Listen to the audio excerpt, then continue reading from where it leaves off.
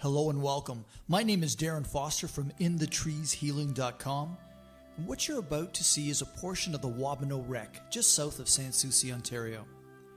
The Waubino was a wooden side-paddled steamer ship that transported passengers and freight between Collingwood and Parry Sound between 1860 and 1870. The ship was heavily loaded down with supplies and passengers and destined for Parry Sound.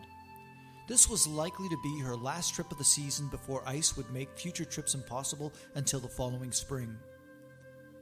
The ship had been trying to leave the Collingwood dock since November 18, 1879, but strong winds and snow kept her at port for 4 days, and later on November 22, 1879, the ship captain, Plumpton Burkett, noticed a break in the weather and ordered the crew to set out of the Collingwood dock for Parry Sound with 24 crew and passengers.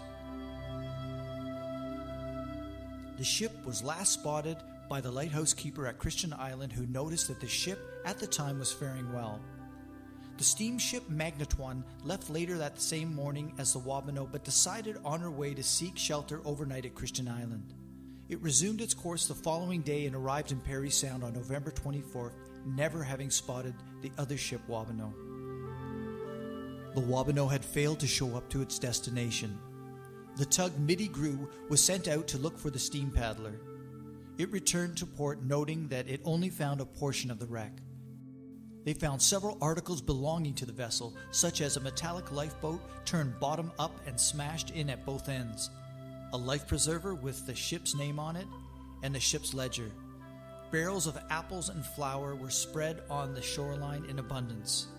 In the spring of 1880, an upturned hull identified as that of the lost ship was found on Moberly Island, and later that summer, a tug was employed to turn it over to allow investigators to determine why the ship sank.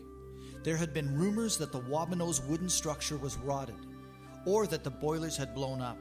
Those at the scene found that the timbers were solid and there was no sign that the hull had been damaged by an internal explosion. On her starboard side, about 25 feet from the stern, her bow is burst outwardly, indicating that the boiler had exited the hull abruptly, as the Waubino was noted as being too top-heavy. She may have turned over on her side in the heavy waters. Other parts of the ship have been recovered over the years. What you're seeing is a portion of the Waubino at Braden Island. The sinking of the Waubino is one of the strangest in Georgian Bay's history, especially since none of the 24 passengers and crew were ever found. Once again, my name is Darren Foster from inthetreeshealing.com.